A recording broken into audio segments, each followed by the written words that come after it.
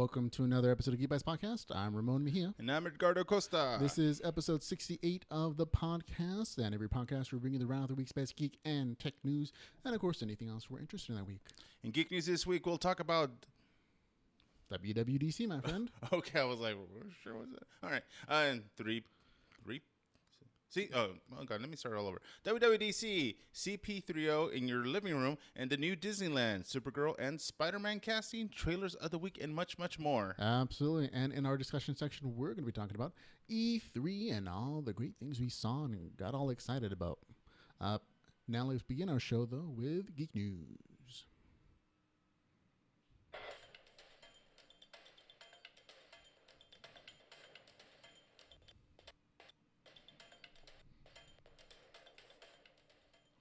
Our first story of the day is going to be about WWDC, my friends. That, of course, is the Apple Developer Conference that happened this week, and there were a ton of very interesting Apple announcements, mostly geared towards developers, though there were some very interesting things for consumers as well. One of the first things we're going to talk about is the Apple Watch upgrade. Apple was thankfully upgraded their iOS, their operating system, for their Apple Watch. It's going to go into Watch OS 3, and it can now keep apps open in memory for an instant kind of launch, my friends. This basically means that the Apple Watch OS is going to be a lot faster, although it may degrade the battery a little bit. This is kind of a cool thing if you have an Apple Watch. I don't, so I'm slightly jealous, but that's okay. Another big announcement is that OS X is going to be called Mac OS only, and the new version will be called Sierra.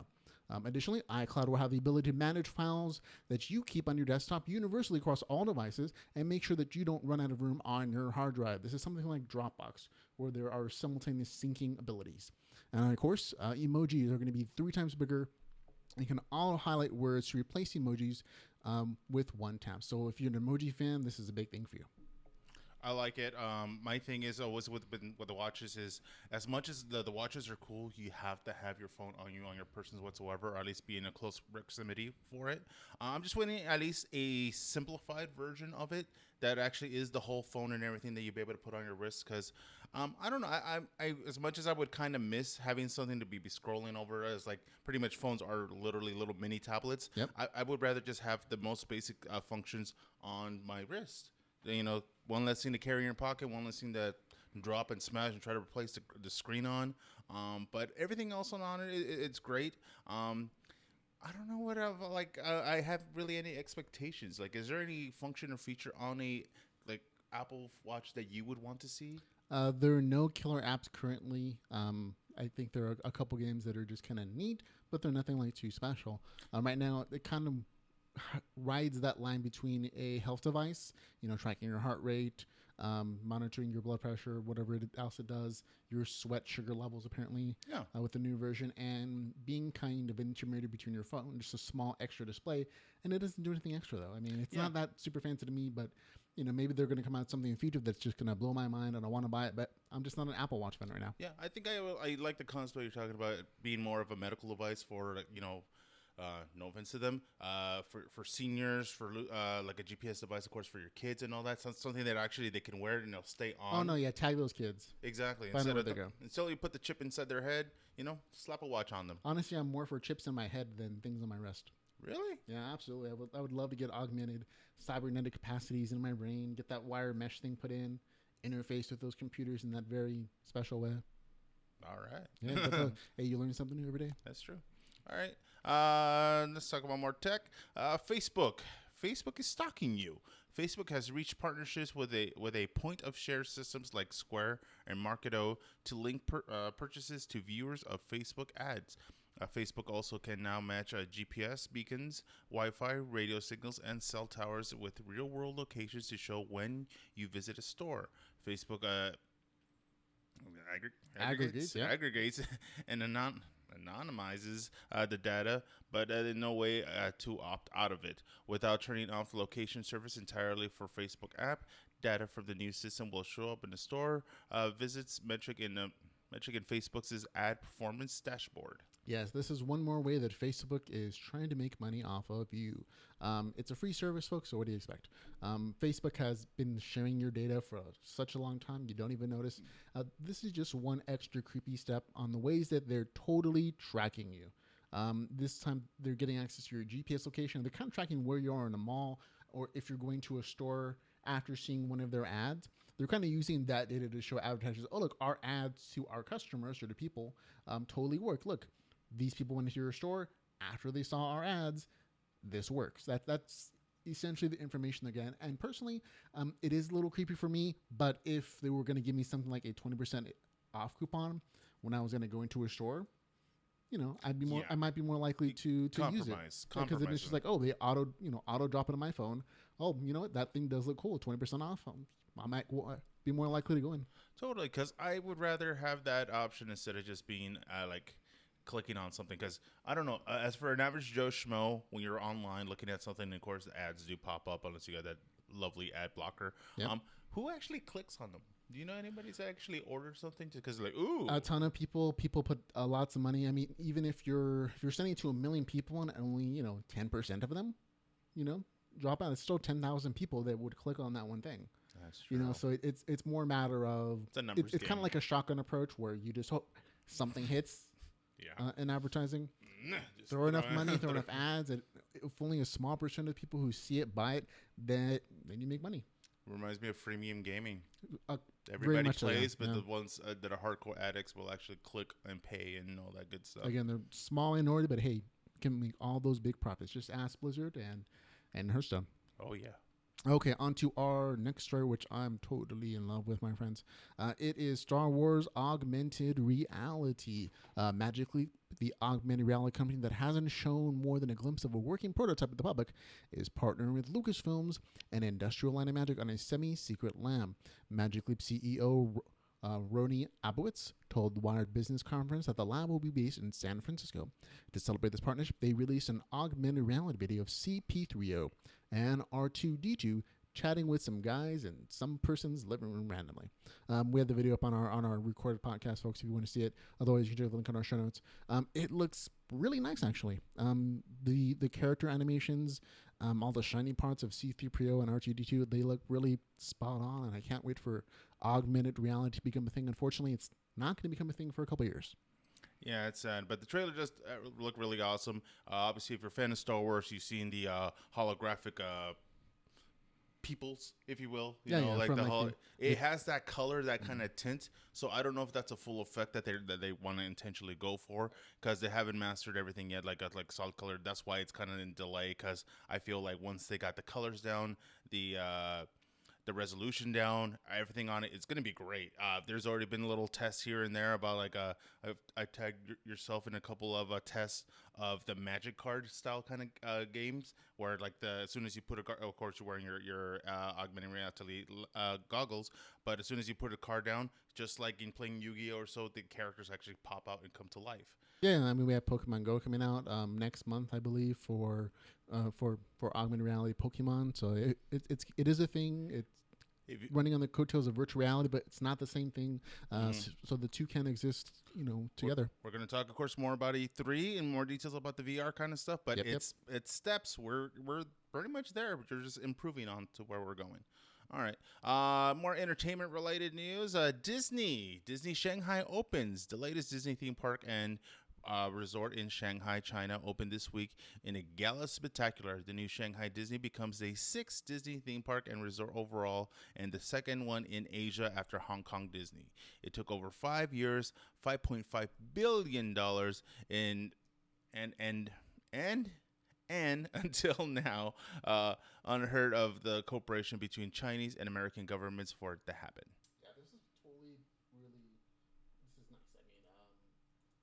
This is kind of cool to see Shanghai Disney come out. It's bigger than Disneyland, Orlando, Florida, anything else that's around. Lots of new rides. If you're a Disney, fanatic, this is kind of a cool thing for you. A reason to go to China. It looks really good, which is kind of funny. Hearing the dollar amount, $5.5 billion to create a theme park, and how many $1 million for Star Wars? A lot. very similar. Yes. I think even for Marvel, and I was like, man, for the amount of money, just a couple, something like just a couple billion more, but you can make your own theme park. But it's good. Saw the little opening ceremony. They had a little great display, of course, music, and to hear the, to me, funny, just interesting because I'm not used to hearing like Disney theme music with, of course, spoken in Chinese. It was like, oh, it was interesting, very interesting to see. They had pretty much all the characters, variations on the characters. I don't know if it's a cultural thing or whatnot. So we'll see what's going on. Obviously, with some of the bad news in Disney, but focusing on the good, I think it's great. I know some people that, of course, travel around. Some people, especially on the wrestling circuit, might want to swing by China, give it a view. Yeah, let us know how you think of it. Yeah, definitely. Now, in other entertainment news, we have beginning with Supergirl and cast Superman. Last week, word broke that Supergirl would be including Superman, a real person, on the opening of the second season of Supergirl on the CW. Now, this week, the CW has confirmed that they finally cast the person who's going to play Superman, the Man of Steel, the one and only Tyler Hoechlin. He's also known for his role as Derek Hale on the Teen Wolf television series. Looking at this guy's photo on the internet, I can definitely see Superman. He's muscly, has that brooding look. So they're going for a slightly maybe darker Superman. I'm kind of sad that they didn't go with was it Brandon Roth? Mm-hmm. Yeah. Looks okay. I'm not knocking him. Obviously, he has the sex appeal that a bunch of like ladies and dudes would be into. I was maybe expecting a little older. He doesn't look Asian. He still looks relatively young. I just want to know if they're going to give him, especially since they're going for like a different Superman, if you will. I wonder, what do you think? Red underwear? No red underwear. I'm thinking they're going to go blue underwear. Just solid blue? No red underwear? Yeah, I'm sure there are plenty of women who are hoping he's not wearing underwear at all. Period. But I'm thinking blue underwear. Yeah. Just kind of missed the red panties. So we'll see how it is. I don't know if they're going to go with a similar look like from the movie version, at least for the costume wise, or they might go a whole different route. But either way, I still haven't watched all the episodes. I still haven't watched even the Flash crossover one with her. I don't know. I've only seen a few episodes of Supergirl because they weren't catching my attention. I'll probably watch the entire season if it's on the CW. I have more faith that they're going to do a better job at that show. They're going to have to, yeah. All right, let's talk about more casting news for different shows and movies. New cast added to American Gods. Deadline reports that Orlando Jones, played Mejia from Sleepy Hollow, has been cast in American Gods, stars upcoming straight-to-series adaptation of Neil Gaiman's acclaimed contemporary fantasy novel, American Gods. Jones will play Mr. Nancy, the old African trickster god commonly known as Anansi. Nancy, there we go. And one of Mr. Wednesday's Ian McShane's oldest confidants. Yeah, I totally forgot that you have not read this book, so you don't know how to pronounce any of these names. Yeah. But I can assure you that these are great things. These are great characters. And he's actually going to do a major cast players like Kirsten Glavin. He's from Back to the Future. He was Martin McFly's dad.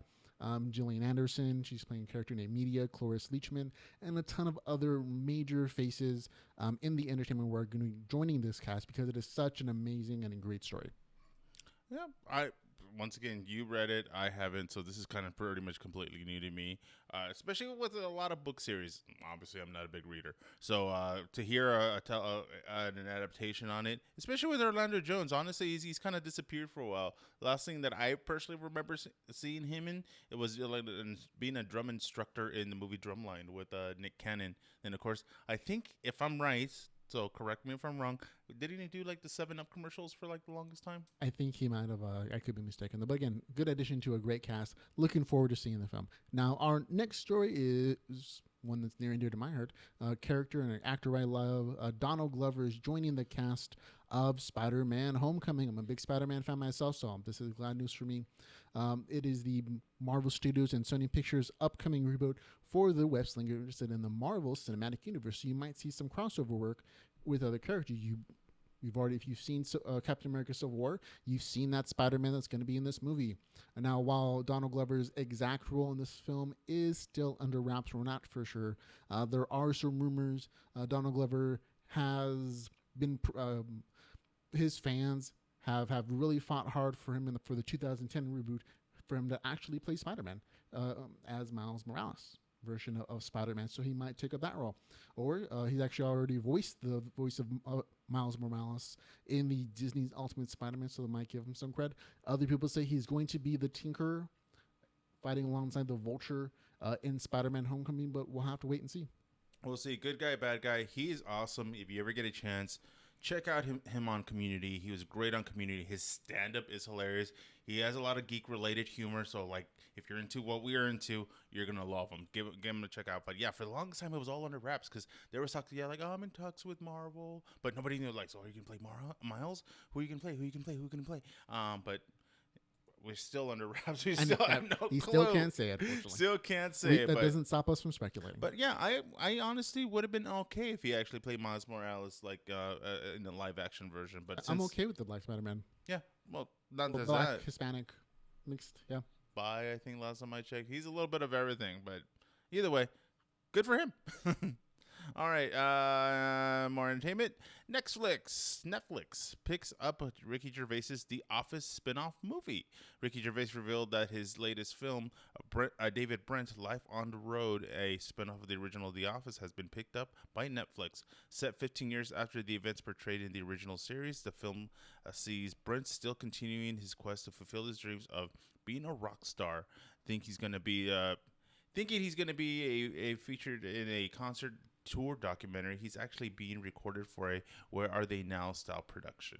Yeah, so this was the beginning of the mockumentary movement. The Office in the UK was the original version. It was sent over to the United States and we recast it. Became a super popular, I think, 8 or 9 year franchise. The Office in the UK only got a couple seasons, but to me, it is the better version. And Ricky Gervais is definitely one of my favorite comedians on either side of the pond. So I'm looking forward to seeing the extension of this film into Netflix. I watched just a couple clips of the original Office, if you will. Interesting. I don't know what is it, if it's the camera work or what they use or whatnot, or the projection value. You always get like a weird kind of tint feel when you watch like any kind of BBC show. But also their characters. I don't know if it's an episode I just watched or something.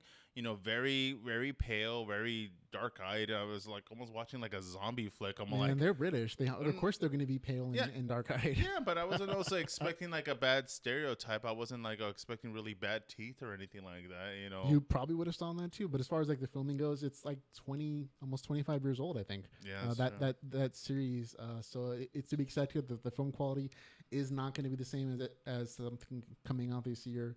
But it's so hilarious to me. And again, it set the bar for that kind of mockumentary stuff. So if you've ever seen any mockumentary stuff, you can thank in part its popularity to The Office UK. Now, in other entertainment news, we have another cult classic television show coming back to television. In this case, it is going to be Curb Your Enthusiasm. HBO announced this week that they are bringing back Larry David's brilliant award-winning comedy series Curb Your Enthusiasm for a 9th season. Curb Your Enthusiasm follows Seinfeld creator Larry David about his life as a genuinely horrible person. From the fictional turn and as the producers on Broadway with Mel Brooks, Ben Stiller, David Schwimmer, to fake Seinfeld revival with Jerry Seinfeld, Julie Louis-Dreyfus, Jason Alexander, and Michael Richards, David can ruin anything that he touches in the most beautiful way, comedically possible, of course. So this is for a lot of people something they've been wanting to get back. And again, it's coming in cable. It's not coming to television. So, but it's about time. Yeah, everybody for the longest time wanted to see a Seinfeld reunion, and they kind of got it a little bit in a later episode of Curb Your Enthusiasm before it went away. But I don't know what do you think would cause it? Is a fan loyalty kind of thing? A lot of people not necessarily picketed, but put up a little sign up sheet like, oh, we'd like to see them come back. A lot of fans just losing their mind, or like studios are like, hey, show's pretty popular. Let's try to put it back on to see if people are still interested and wanted to check it out. I definitely say it's more about the fans and the lack of some original content. Like renewing shows and bringing them back is becoming a bigger and bigger thing. Yeah, and as long as they have the fan base, I'm still waiting for Firefly to come back for the same reasons, though. Yeah, honestly, the people are still hoping, crossing their fingers. Honestly, I would like to see it, even if as much as live action would be great. Firefly could be great as an animated It could series. be, Nathan Fillion isn't doing anything these days since his show got canceled. Lend a So voice. Why hey, not? he can renew the license. Yeah, totally. All right, talking about more. Continuing with the entertainment news and more movies. Warcraft conquers box office overseas. Warcraft premiered this weekend in the U.S., only making 24.1 million. However, the movie made 156 million this weekend in China. Do U.S. numbers matter that much anymore? That is definitely the question, my friend. Do U.S. numbers matter as much when you're making $156 million overseas? Well, to me, it's always weird. Obviously, we're obviously being the United States. I've noticed that all the content, as at least for media, we put out. I can't really say we base our popularity by what we put out because there's obviously more entertainment. There's Asian movies. There's European movies and blah blah blah blah blah. I don't know if they compare their numbers here to the U.S. to them too. Because like if it's They do. Honestly, the United States is mattering less and less in the film industry because we're not quite as film friendly as we used to. A lot of premieres and first showings aren't in the United States anymore. Warcraft premiered in Australia before it did the United States or China. So that's an indicator that we're not quite as popular or as number one in filming as we used to be. Oh yeah, we're not the great superpower that we kind of thought we were. And it's pretty much China. Obviously, it's not just a numbers game for the obvious people that kind of get that reference. But they, it is true though when it comes to number games. When it comes to who's spending the most money, yes, the Americans spend a ridiculous amount of money. They spend like millions of dollars on film, but they don't really. There's marketing, of course, but if there's no fans of it, it's kind of pretty much a waste. And China has a ton of WoW fans. I mean, I think that's one of the bigger things. Blizzard is a huge thing internationally. I mean, you have StarCraft in Korea, Asia, China, Japan. That's a huge franchise on its own, and Warcraft kind of rides on those coattails as equally popular. And as far as MMO goes, there's an enormous fan base, obviously proved by these box office numbers. Totally, and also a lot of filming gets done like overseas or out of the country. Even in China, they're trying to avoid like certain states and such. Don't get me wrong, as much as New York based kind of shows, movies or whatnot, especially like a lot of the Marvel titles are all New York based. They'll still film like in Canada and elsewhere, as long as the scenes landscape looks familiar. They'll do that for live locations, but everything else they'll either CG it in some kind of studio somewhere across the pond or whatnot. Yep, all that happens. So of course, filming is just becoming international. You're absolutely correct. And now that's going to be it for our Geek News section, folks. If you like the podcast and want to help support us, you can find out all the ways you do so at geekbytespodcast.com/support. Now we're going to move on to our discussion section.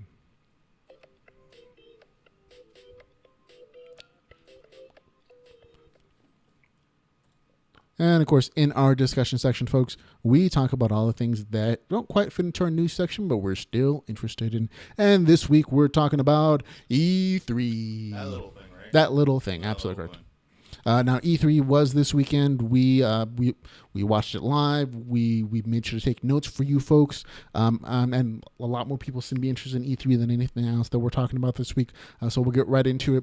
First of all, we want to acknowledge most of our predictions about what we'd see at E3 came true. So a lot of the rumors, a lot of the hype actually happened. It did, and we're pretty proud of that because, well, we were correct. Who doesn't like being correct in life? Now, some of the things that I was interested, I don't know about you, not everything was super interesting to me. And I'd say out of all the things that they showed at E3, I'd say the stuff that Sony did was the most popular. Absolutely. Hands down, I say they're the winner of E3. They had at least 6 things that I thought were cool. Everybody else had only 1 or 2 things. Was there anything that stood out for you in your mind this weekend? E3 definitely for sure. Sony took it. They won it. Nintendo was there. That's all you can really say. Nintendo and Xbox, honestly, maybe I was having more expectations out of it and everything, but they didn't really blow my mind. There was a couple things missing on there to me. I was like, especially for like a lot of game developers, I know certain things have been shrinking down, but even E3 itself, other than Sony PlayStation's awesome live orchestra background music on stage was great. Compared to like last year or the year before when certain games came out, they actually had like live bands perform. Last time I checked, they had like Usher perform to represent the Just Dance game that they were putting out. It wasn't quite the spectacle that has been in the past, and maybe it doesn't need to be. I mean, most people were streaming it from the internet, from YouTube, from Twitch. So maybe they don't feel like they need quite the amount of spectacle to draw people in. I noticed that Microsoft's presentation was super clean. Like there's just trailer after trailer after trailer, and they knocked it out of the park, and they were done within like an hour. Everyone else was like 2, 3, 4. Something. Nintendo was on all day long, like 9 hours of like game footage, playing stuff, which is kind of annoying. But it's like, that kind of just shows you the difference between those styles. I wish it was a very simple, quick cut. I didn't see, or at least did you watch anything through your PlayStation network? Because everything that I saw on Xbox Live was streaming through YouTube. Everything I saw was streaming. We're going to get right into it. The things that we love. We're going to start with the EA announcements. That was the first one on Sunday. The things that I personally loved were Mass Effect Andromeda and the Star Wars stuff. There were some great hints at some great stuff that's coming from Star Wars. But Mass Effect Andromeda was the first trailer they showed, and it made my heart skip a beat. I got to say. This was one of those game franchises that we talked about before that I'm deeply in love with. I love like passionately. I've played all 3 games, and I'm probably going to buy this one too. It was really cool. I was just waiting for more things that happened for the XWing, for the Star Wars franchise. Yes, they got the XWing VR experience, so they're dealing more with the VR stuff. They did kind of hint about new possible other games too, but I don't know if it's like a continuation of Battlefront or something else with a awesome storyline, or who knows. But either way, if it's Star Wars, I would like to see a continuation of Knights of the Old Republic. I think that would be awesome if they could, kind of something. Going to continue on with the online game of the Old Republic, but they might pick up the franchise again. That was something that BioWare was doing, and they've kind of put it off to their sub companies. Yeah, that's the only thing that I would consider, because we're going to talk about some other ones related to, but Disney was really kind of dropped out of it. Obviously they closed down making the continuation for Disney Infinity, but of course they do own Star Wars and Marvel, which some of those other media is going to be coming out, and of course we'll get to it, but Kingdom Hearts, which I'm in love with. So we know you're in love with that, man. But again, the Star Wars stuff was pretty cool in its own right. But they'd hinted at some expansions for all the video game franchises, including Battlefront, some VR stuff for Star Wars, augmented reality. Their card games were going to be improved as well. So there's tons of Star Wars stuff that's going to be coming out in the next couple years. But moving on to Bethesda. Sorry, I always get that wrong, folks. Some of the cool things that came out for them were going to be Dishonored 2. I thought their footage was really cool. Elder Scrolls Legends, the card game, which was fun for me. I'm a big card game kind of fan. Yeah, Gwent. It was weird. It was literally a mini game in a game, and it just got so popular.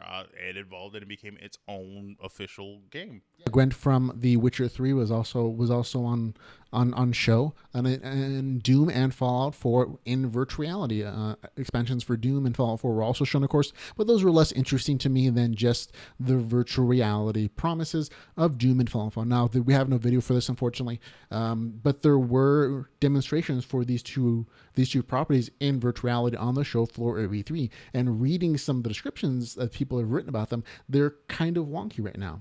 Yes, once again, VR is out, but it's still new, so they haven't worked out really all the kinks yet. So. And to see, for me, this is kind of a bit of revenge for Doom, because remember, id Software was purchased by a Bethesda studio right about the time that this Doom was coming out, and Michael Cormack who currently works for Oculus Rift, was really pushing virtual reality as a founder of id Software.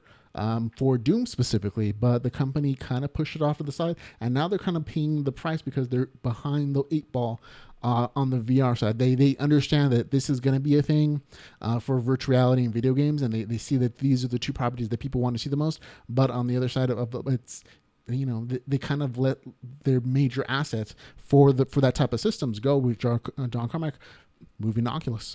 Yeah, there's a whole lot more. I didn't get a chance to watch the PC conference one other than the main three console ones, but so far, good news. There wasn't Good as news. much about the PC game, but again, we're going to get to that in a little bit. But in the Bethesda thing, was there anything else that was exciting for you? Bethesda, it was fine. It was fine. Nothing. No offense to them. Like, don't get me wrong. These games are great visually. They're awesome.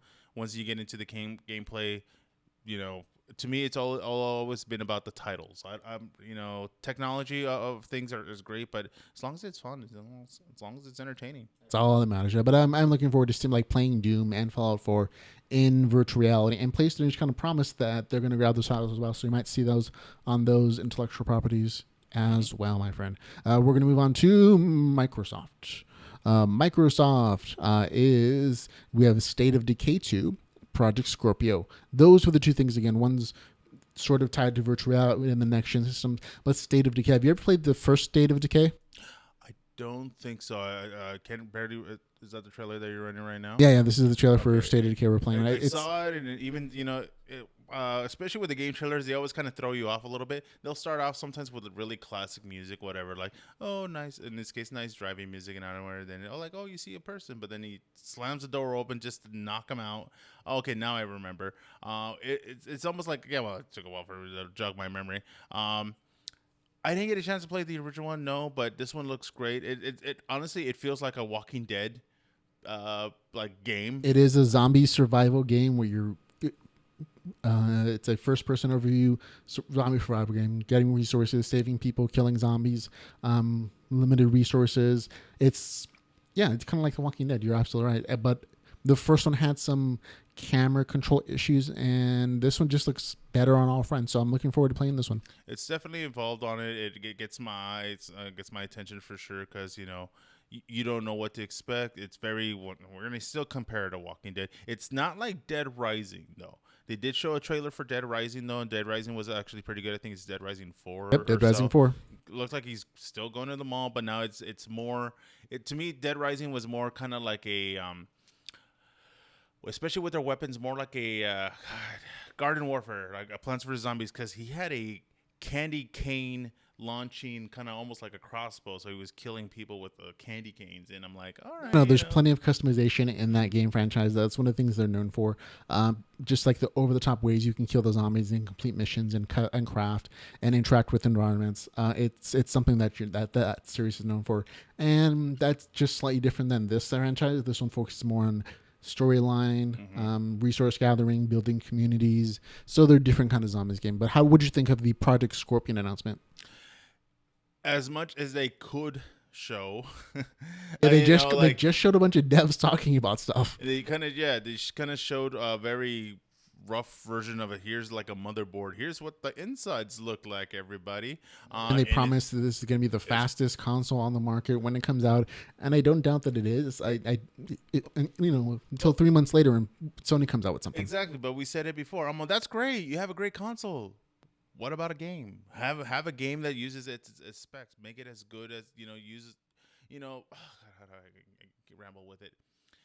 If you're going to be coming out with a great console, great machine, great device, have something that it's going to represent using its best abilities. You could give a kid very expensive tools, materials, whatnot.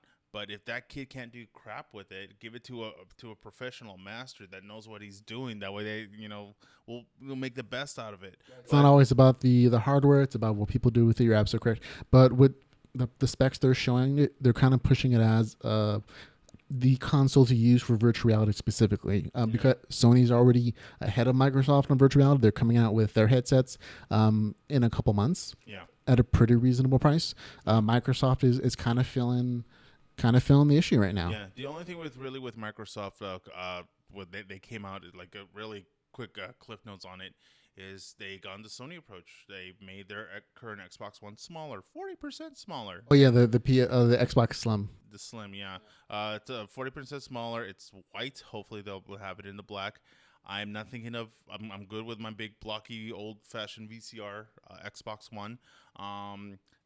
They haven't really come up with any add-ons. Once again, games is the biggest thing with me that I wish they would come out more. Watchdog looked great on there.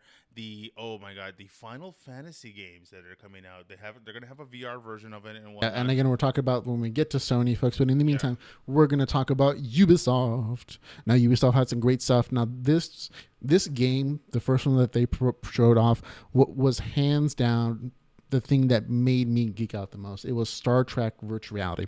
And the people they had doing the demo were actual Star Trek actors. You had LeVar Burton or Geordi from Star Trek The Next Generation. You had, I forget her real name, Seven of Nine from... Oh, that chick. From Star Trek Voyager. Then you had, I don't know his name, either Doc McCoy from the new Star Trek. Call them by the characters. They'll know it.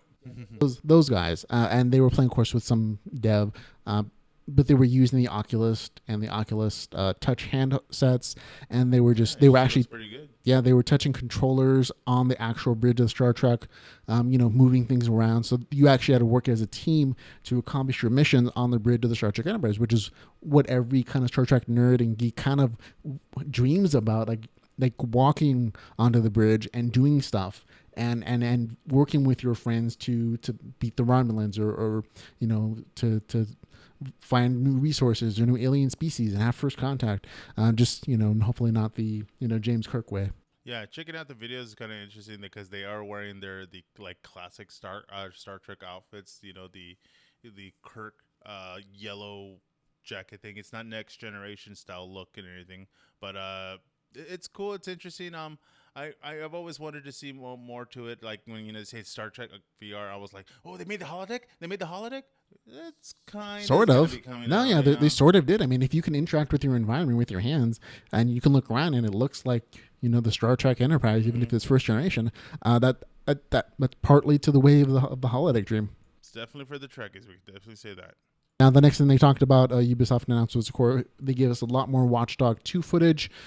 It was beautiful. They showed off more than that. They actually show gameplay footage from people playing it, devs, and it was cool. I gotta say, it looked nice. It looked a lot smoother than the first Watch Dog. You could do a lot more stuff. It felt a lot more open world as well. We cross our fingers that it turns out quite as much as they promised. Yeah, once again, seeing the trailer, for a couple times, it kind of threw me off. I thought I was watching like a film, like a real film. But then you got those stills. They haven't perfected yet the more realistic animation. But for those camera work and everything, some of the shots, like even from just as long as they didn't have a focus on a person, it looked so real. It's like a really not complicated but elaborate combination of hackers and Mr. Robot. So it's really good. I really want to check it out. I'm not sure how much I'll get into the gameplay of it, but I'll at least I'll if there's a demo for it, I will play it. I'll even cough up the couple bucks a la the Red Box or whatnot, or if you happen to have GameFly. To me, it's definitely at least worth the rental. Now this next group of announcements from Sony, these were the highlight of the E3 without a doubt for me.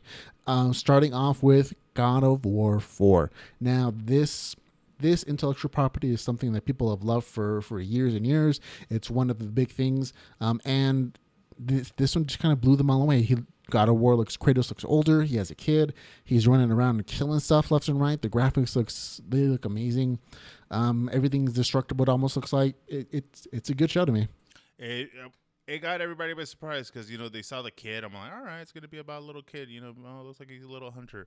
Then you just hear the voice, and you kind of hear it in the tone through the audience, like, is that who I think it is? And as soon as he stepped out of the shadows with rocking the awesome beard, because beards are the thing, pretty much, I was like, it's a Beard of War movie. Or the crowd loved it. They loved it, and it's great because honestly, I thought, I'm like, how much more Greek mythology could they get into? But in this case, looking at the characters and everything, the designs, it looks more like Norse mythology. Yeah, it looks like they're crossing into the North pantheon as well. So I'm like, hey, that I don't care what other pantheons Kratos kills. He could kill the Indian pantheon, Norse mythology. Go everywhere. Go all over the world. Yeah, go world stomp it, other gods. Yeah. And of course, the next one after that was Days Gone. Now, this one's kind of it was a sneak surprise by Sony. It is another zombie survival, killing kind of game. What the kids are into. But it is kind of almost like a Sony exclusive. You're not going to see this anywhere else, as far as I'm aware. It is going to have its own storyline. This almost feels like the Normus Reedus version of the zombie killing franchise, where he's a biker, he's traveling on his own, maybe he has a community, but it feels like his character's version of the zombie apocalypse. I got a feeling, to me, at least in the zombie genre, very World War Z, because these were fast-moving zombies. There's not the slow, like, walkers and stuff like that. I mean, this one, if you run, you have to run fast, hide places, which is kind of like, looking at it, visually, there's so much. To me, when it comes to games, sometimes they spend more money on the environment than they do the actual gameplay on it, because usually when the land looks ridiculously awesome, but as soon as you move your character next to a rock or a tree or even a wall, you're doing that weird walking in place kind of thing. I'm like, everything looks awesome, but you're not having any fun with it. Yeah, now before we continue, I want to acknowledge Marco Rubio's from the chat room. He said he was really looking forward to Horizons, which is a game that's been pushed into, I think, February of 2017, unfortunately. Yes. That is the future historic robotic animal kind of game franchise, which again, it's been delayed, but they showed a lot more footage off, so I can see why he's excited. He's actually saying that he's willing to buy a PS4 just to buy that game. And while I'm not quite as enthusiastic, it's definitely a rental for me, but I think it has potential as an original intellectual property. Right. This game that we're looking at now is almost as exciting, if not more so. It's called Detroit Become Human. It is one of those replayable scenarios where you're an android, you're investigating a murder, but the first run through is bad. It goes bad. Everybody dies. But you have the opportunity to rewind and do more investigating, learn more things about it, kind of replay different decisions. It's almost like a choose your own adventure game in video game form, where you get to go back and redo other decisions to see if you can get a better outcome. And it looked kind of cool. Everything looked really pretty. So I'm interested. The voice-wise, I wasn't sure if that was voiced by Keanu Reeves for a second, because what was it? My name is Connor, but he also had the kind of almost Johnny Depp kind of look for a second. I was like, so what's the story on this? It looked really interesting. I definitely like the multiple options, so there's really no wrong way to it. I feel it's going to have a ridiculously awesome gameplay. Visually, it looks stunning. I kind of, in a way, I don't know if it's going to go that route, but you ever played what was it? It's made by Rockstar. It's a detective game where you actually... Noir game, or? Yeah, there you go. Where you actually read the facial expressions on the character. So if, they're looking around, you can tell they're lying, or they're, mouths are kind of like trembling. This game kind of has that same kind of branching aspect to it. But now, Elena Acosta in the chat room is asking, have we seen the movie 10 Cloverfield Lane? I haven't seen it. Have you? I remember the trailer. It's the one with John Goodman when they're like strapped under the shelter. It's supposed to be a continuation on, or sort of like a standalone movie that's set in the same universe. Yeah. But I haven't seen it. You haven't seen it. But we're talking about E3, Elena. Eliana. Sorry. It's nice to meet you this weekend as well. So had a nice get together. We'll give it a chance. Well, if we ever find it, it should probably be on Netflix or whatever. Pretty soon, I hope. But this next game, Resident Evil number 7 from Sony. Now it's a huge surprise to everybody. I gotta say, on the E3 floor, nobody expected another Resident Evil game, much less something that looks almost like a sequel prequel. No one's really sure. And what's really special about this one is that it's going to be playable in virtual reality. So imagine playing this survival horror type of game that is Resident Evil with an Oculus Rift strapped to your head and headphones where you can't hear anything else except all the scary noises, and using the controls to move around the room and touch things and having to run away that way. That just to me ups the ante on the scary factor. If you weren't scared before, you're gonna shit your pants now. Because I remember, even graphically, when it was really choppy, very blocky, it looked almost like if I was playing Minecraft. Playing Resident Evil 2 at night by myself. There are those scenes where you're kind of like, all you hear is your steps, maybe a little drips of water. They did the awesome soundtrack, ambiance score where it's like, then of course out of nowhere, zombie arms pop out of the windows. Yeah, virtual reality is definitely ups the level of immersion when it comes to like those scary, jump out the road kind of things. Yeah. And it's a very delicate balancing line between grossing people out now and scaring them, just because everything feels more visceral and more real when you're in virtual reality, whether you mean for it or not to. So some of those gory scare effects might suddenly turn people off in virtual reality that wouldn't have otherwise on a flat screen. Hopefully, especially being Resident Evil, I love the main characters, but I don't know if they're gonna go, use Leon, use Veronica, or use anybody like that. But my thing is, I wonder. I think it's gonna happen in a matter of when somebody's gonna have like a heart attack or something and die.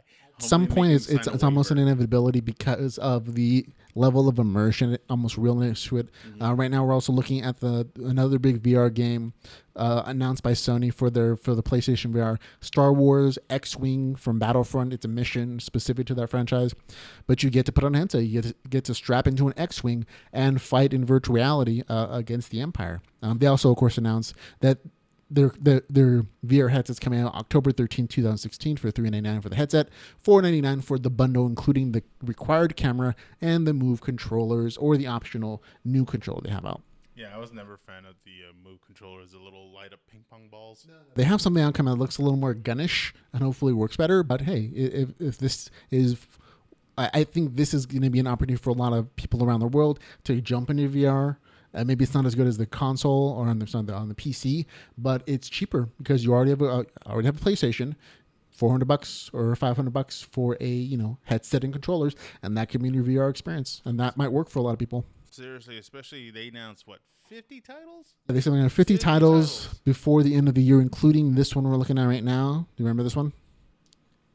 Not because it's all black. Batman. Oh, the Batman. Yeah. That's right. It looks like a VR training simulator or so, but either way, it's gonna be great because I was like, what are they actually gonna do with the Batman gear? That'd be great, of course, if they can make it shaped like the Batman cowl. But either way, it's gonna be fun.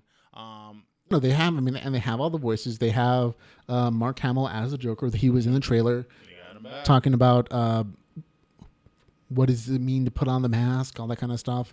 Creepy laughter. So I'm super excited that he's back as a Joker in this VR thing. Even if it's just like a 20-minute demo, like you pretending to be a detective or walking around Arkham Asylum and looking at people in the bat costume. I'm excited for that. And boobs. Anyway. Yeah, and the boobs he was referring to, folks, are the boobs from Final Fantasy 15 Virtual Reality. They had a small demo on the stage of Sony where you're kind of leaping around in teleportation style and shooting at a monster. And, of course, they have some fan service with one of the characters. But it looks neat. The descriptions from the E3 floor say it's kind of wonky, that it doesn't work as well on the shooting aspect to it, and it feels a little more like on the rails, which is something they don't expect from a Final Fantasy game. But hey, if this is all we get, I'm okay with that. Once again, visually, it looks stunning. It looks amazing. VR, once again, like we said before, it's still new. It's here. It's still new. So that means it's only going to get better. Yes. These are weird, kind of wonky experiences now, but imagine a year or two from now, it's going to be super smooth and beautiful. Because remember a long time ago, back many, many moons ago, there was the old Virtual Boy. It was just a red and black, lay it on the counter, put your face in it kind of thing. Yeah. But shows how much technology has evolved since then. Absolutely. And now this next one is Death Stranding. This has to be the weirdest trailer I saw at E3 all the days that it was there. It starts off with like just some handprints and footprints, and then Norman Reedus butt naked, holding a baby, and then the umbilical cord is coming out of him. And then it looks like he has a C-section at some point, and he's crying, and he's looking at this weird void world where there's death everywhere. It's the brainchild of Hideo Kojima and Norman Reedus. It's their collaboration after who was it that dropped off? Hideo Kojima. What was the name of the studio? Oh, right. Some other great studio let him go. There were some differences in art style or whatever, and he went to Sony, and they're letting him basically make whatever kind of game he wants to because he's that big with the fans. But it is a super weird trailer though. If you don't know who he is, Hideo Kojima, at least he is the gentleman that did the Metal Gear series, if I'm right. Yep. So it looks good graphically. I was thinking, so what? The Daryl's going to be the new Metal Gear guy, but it just shows you, especially it showed great emotion in the face of the character, because usually when it comes to CG versions of characters, it's very limited expression on there. But yeah, it looks great. It looks almost like like the way you described it because of the weirdness. I'm like, is this some kind of weird music video? Because once again, the soundtracks are always kind of amazing. Could be. I hear what you're saying. I'm thinking it's like an alien invasion kind of thing happening where they start taking kids, or the world is polluted and it dies. I'm not really sure. Matrixy event. It could be any of those things. It's kind of up in the air because this trailer is just that weird, man. But they got him, so obviously they know who's popular. They'll take advantage of him, and good for him, man. It makes me just want to know more. It does. It makes me very curious. You're absolutely correct. Now, the next one we have is Spider-Man. This is definitely as mainstream as they're going to get. You see a new Spider-Man for the PlayStation. It looks beautiful. An exclusive. Once again, Sony doing its thing to get their system. The city looks beautiful. The web sling looks great and smooth. Spider-Man games have traditionally been, except for like the very first one, they've been really good on the PC and console. One of the few games that hasn't suffered from the video game curse. Yeah. And the thing is with the Spider-Man franchises, most if not all the games have always just been fun. Yeah. Web slinging in general, like it kind of, some parts didn't kind of make sense, especially because if you were like on an open field, he automatically just shot up in the air and somehow was attached to something. And it just kind of worked. But you were okay with it. Like, hey man, I'm web swinging, just thwip, just having fun with it. My thing is, I want to know, as much as Spider-Man is going to be in it, I know that's going to happen. Alternative costumes, because they're showing that it's very Captain America Civil War-ish looking kind of costume on there, except for like a white kind of spider. A white instead of a black spider. I thought that was weird too, but still, hey, whatever. But also the main thing on it is I want to know who the villains are, and hopefully Venom and Carnage is the ones that I want to see. Maybe they're gonna have a variety. We don't know. Like these video games have been really nice and true to like the comic book stuff more than the movies, and I think that's what helps to make them as good as they have been. But overall, just for the whole Sony thing, and one thing we kind of didn't announce, the return of Crash Bandicoot. Yep, that was something that was there. It wasn't exciting to me. It was for a lot of other people, but it was the thing that they said. They didn't show any footage though. But the footage that we're watching right now, and one of the main reasons that I'm probably going to lean over and probably give it and buy a PlayStation 4. Might wait till 4.5 though. Exactly. Just get a little bit advance on Mr. Ramon here. But he'll probably get the VR set before I do. But what game were you excited about, my friend? Kingdom Hearts HD 2.0, 2.8. Variety, whatever kind of thing. It's Kingdom Hearts, man. It's Kingdom Hearts, period. That's all that matters. So, and I know you're a huge fan. This is supposed to be a compilation of like 3 different like DS games or 3DS games and something new as well, all kind of coming together for people on the console who never got a chance to play it. So they did some changes. A lot of it's still very familiar, though it looks very pretty, and they're also including a movie. So a lot of good stuff. Yeah, because I that was one of the main reasons, and if not the only reasons, that I actually got a game, other game consoles, if you will. They did come out with a card game for the Game Boy. They did have for Sony exclusive games. They did do a remix HD version, so they cleaned it up. I think it's still out. You can still find it for the PlayStation 3, but I don't know if they made it backwards compatible, because that's the main reason. I would only really get the PS4 if I could play that game on there. If I can, then you got another system, Sony. You got another system if you can make that game on there. Sometimes those exclusives do sell that system.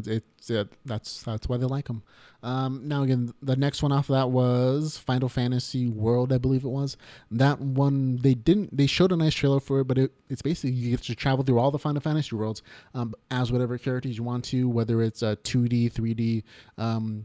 Whatever console it was, they kind of let you jump in, even those cute little chibas. Yeah. And it's cute. It's not super interesting to me, but I say for a lot of Final fans, it is absolutely. It looks good, especially once again, just kind of hopping back with Kingdom Hearts, because they do have Final Fantasy characters in it. So that's makes me wonder, if they're going to do a little compilation thing, if you will. That way they kind of, especially with these new Final Fantasy games, and hey, throw the characters in there, just like, who's this guy? Blah, blah, blah. And that's how they more or less interact with each other. But Final Fantasy games, obviously, always visually look stunning.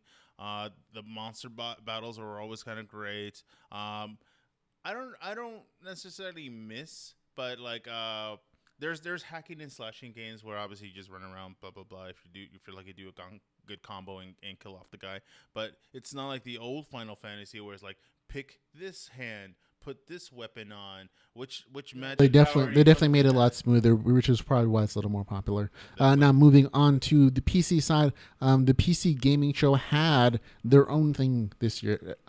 It was a sequel to last year, the first time they did it, just with the PC side, and it wasn't as fun this year. I gotta say, last year it was all about virtual reality, new things coming out, everything was fresh. There was no virtual reality last year, so it was all very anticipatory.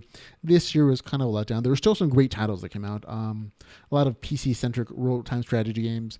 Of course, you had AMD and NVIDIA come out kind of touting their own hardware systems. That, to me, was just, flagellation. They wanted to make themselves feel good and make more sales. Not saying that their stuff is bad or anything, but, the specs are decent, Yeah. but they haven't actually come out yet, so it's hard to see how they're going to work with virtual reality. But until we do, it's not something I'm super interested in until I can actually get my hands on it and see how it works as a demo. One thing that I did love was, virtual reality wise, Serious Sam VR. It's a major franchise character, super fun shooty game, and I was kind of cool to see that you could play him and play in his role and just kind of kill things. Nothing complicated. You have 2 guns. You get more. You shoot and kill things. That's it. Yeah. My thing is honestly, is obviously it's very similar to a first-person shooter game, but the only bad part about it, the difference with a first-person shooter game and a VR one, obviously, other first-person shooters, when you're playing with a basic console controller, you have the ability to move forward. Because in this case, with VR, your head is the camera, so wherever you look, that's Now, where in the this camera case, this was looks. like you're staying still. You're not moving anywhere. Things come at you. Yeah. So it's more like a survival game. But a timing, like, oh, it's in front. Yeah, it's like wave after wave after wave come at you. You get new things to shoot them with, but ultimately it's not that super advanced, which a lot of games are, unfortunately. Oculus also made a bunch of announcements at E3, like 300 titles to their system, but that's a separate issue from the PC gaming show. Yeah. But virtual reality was kind of the big thing for a lot of these franchises. Yeah. Now moving on to Nintendo, they had a few titles that I was actually quite interested in. The first one being Legend of Zelda: Breath of the Wild. A friend of yours actually did their background sets, I believe, right? If you ever get a chance to go to any of these events like E3 or whatnot, or sometimes even like Comic-Con, these very elaborate 3D character things. Sometimes like it's a photo op. Usually it's a photo op. He does amazing work. His name's Jeffrey Sargent. So if you ever get a chance, check out his work. Amazing man. But yeah, Legend of Zelda. I was like, it's evolved. It's now kind of has, even though it's Legend of Zelda has not changed fundamentally in like 15 years, even from like the very first one. This time around, they added a ton of new things, and it was just interesting enough to keep people excited. They added RPG elements. They added crafting to a degree. like a technology almost. Yeah. You ever seen Lost City of Atlantis from Disney? Where it has like little stone tablets or whatnot, but as soon as you put the jewel next to the tablet, it lights up, so it has like this grid-looking kind of thing, like combination grid / hieroglyphics kind of thing. That's the effect that looks like they were going for. It likes a lot more open world this time around, so I think this is going to be the Zelda that a lot of people are excited about. A thing that I was personally excited about was Pokemon Go. They finally announced a release date-ish of July for iOS and Android. This is an augmented reality game. You get to use it on your phone. You look around through your camera and you get to see Pokemon, and you can capture them, fight with them, fight gym battles, and they're very specifically geographically located. So you have to actually travel around in the real world to capture them all. Yeah, and some are going to be they're going to be kept in certain locations. Like if you want a water Pokemon, you got to go to some water source where it's a beach or a fountain. If you want a grass Pokemon, go to the forest or a park. And some are going to be nation centric. Like you're only going to get some Pokemon in North America, and you're not going to get them anywhere else. Same thing with Australia. There are some Pokemon just in Australia that you actually fly over there to capture if you want to catch them all. The concept of it is amazing. I like it. It's literally get off your ass and go out. You're still playing video games, yes, but you have to physically go at places. Unless they could find out a hack or so, to have the Pokemon come to you instead of you going to them. Because I like to see it, and it's going to be a great marketing gig, especially depending on the location of where it is. If they either spray paint or put a logo or something that's saying like Pokemon, a Blastoise is here, a Gyarados over here, Charmander over here. That way, these are also going to be like randomly generated sometimes. And there's actually an accessory that's like this vibrating badge you can wear in your arm or as a necklace, and it'll automatically notify you when there's a Pokemon around or some resource that you can capture within the game system. So it'll kind of let you know, oh, there's a Pokemon, press this button, and you can try to capture it, or you can pull out your phone and physically see it. And, there's that added level of immersion.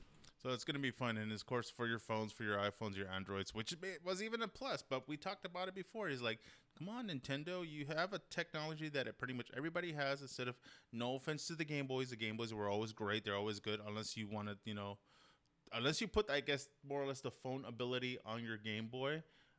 It has a better chance of Nintendo games being on a phone than. I'm saying that this is going to be the most popular iOS or Android Nintendo Pokemon thing that's ever been around. It's going to make a ridiculous amount of money. Now, the last game that Nintendo kind of shot out there that was interesting to me personally was Paper Mario.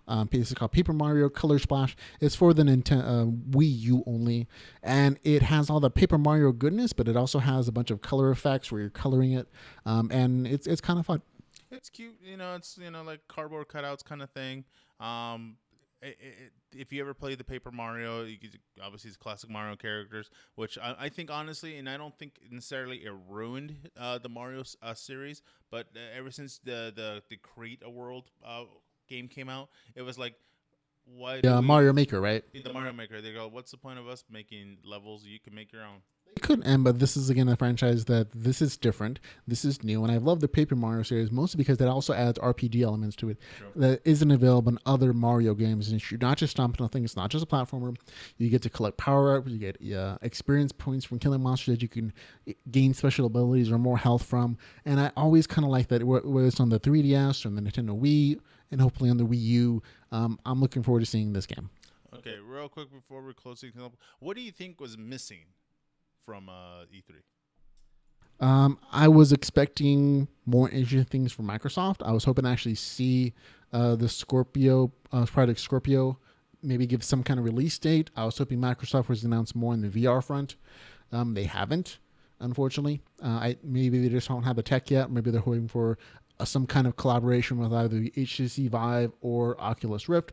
You can play Oculus games on the Xbox One.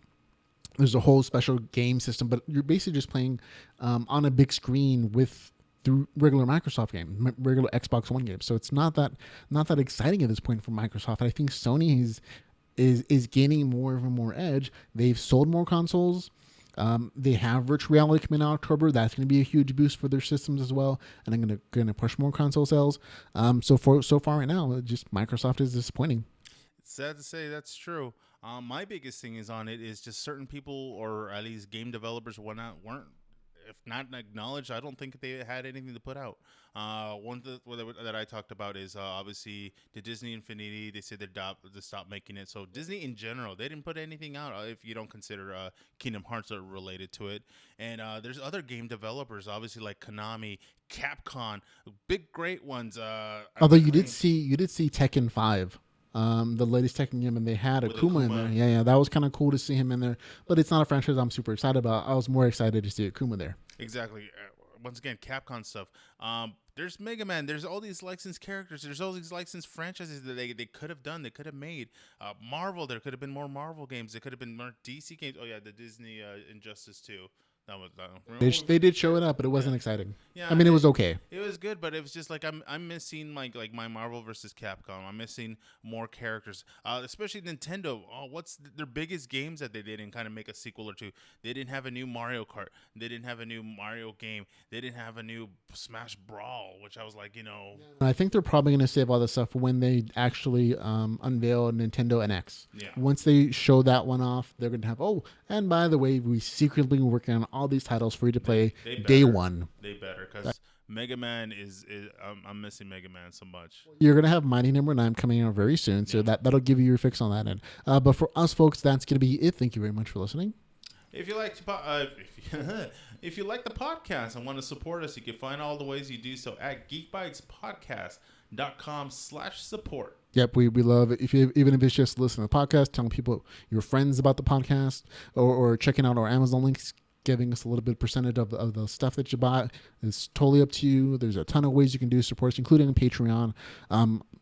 Check us out at Geek Bytes Podcast /support for all the ways, of course, to do so. But for today's podcast, that's it for us. Thank you very much for listening and watching for Geek Bytes Podcast. I'm Ramon Mejia. I'm Edgar Acosta. And go geek out about something.